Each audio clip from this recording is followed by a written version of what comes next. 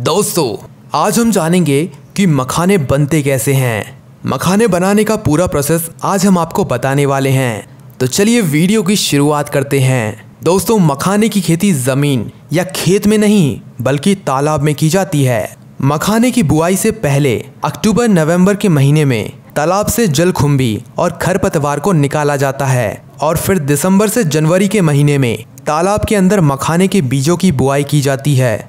ये बीज काले और भूरे रंग का दिखता है। मखाने की बुआई से कुछ दिन बीतने के बाद इसमें छोटे छोटे पत्ते निकलने लग जाते हैं और अप्रैल से मई महीने के दौरान पूरा तालाब गोल और कांटेदार पत्तों से भर जाता है। इसकी जड़ काफी लंबी और रेशेदार हो जाती है। उसके बाद अप्रैल महीने के अंत में इसके छोटे छोटे फूल आने शुरू हो जाते हैं और ये फूल बैंगनी रंग के होते हैं जो कि काफी खूबसूरत दिखते हैं।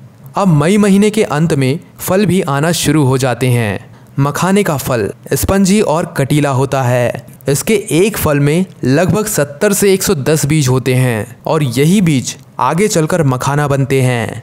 जुलाई के महीने तक मखाने का फल तैयार हो चुका होता है, इसलिए ये पानी के अंदर ही फटकर तैरने लगता है और इस बीज के चारों तरफ हल्के गुलाबी रंग का कवर होता है। और जब 1-2 दिन बाद गुलाबी रंग का बीज गल के सफ़ेद रंग का हो जाता है, तब ये बीज तालाब के अंदर तलहटी पर बैठ जाता है और अगस्त से सितंबर महीने के बीच मखाने का पत्ता भी गलने लग जाता है, जिसके बाद तालाब से उन पत्तों की सफाई कर ली जाती है और फिर तालाब के अंदर से बीजों को बाहर निकाला जाता है, जिसके लिए ये किसान लकड़ी से बनी बड़ी सी छलनी नुमा टोकरी की मदद से पानी के अंदर से मखाने के बीज को निकालते हैं। और जब सारे बीज निकाल दिए जाते हैं तो फिर कुछ लोग पैरों की मदद से इन बीजों को मसल कर इन बीजों की सफाई करते हैं, जिससे बीज के ऊपर का कवर निकल जाता है और फिर इन बीजों को पानी से साफ कर लेते हैं और बाद में इन्हें बोरों में भरकर इनके अगले प्रोसेस के लिए तैयार किया जाता है।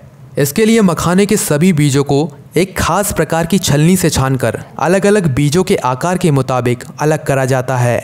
इसके लिए मखानों के सभी बीजों को एक खास प्रकार की छलनी से छानकर अलग अलग बीजों के आकार के मुताबिक अलग करा जाता है और फिर इन बीजों को अच्छी तरह फैलाकर धूप में सुखाया जाता है, जिससे इनका रंग काले से गहरे लाल रंग में बदल जाता है।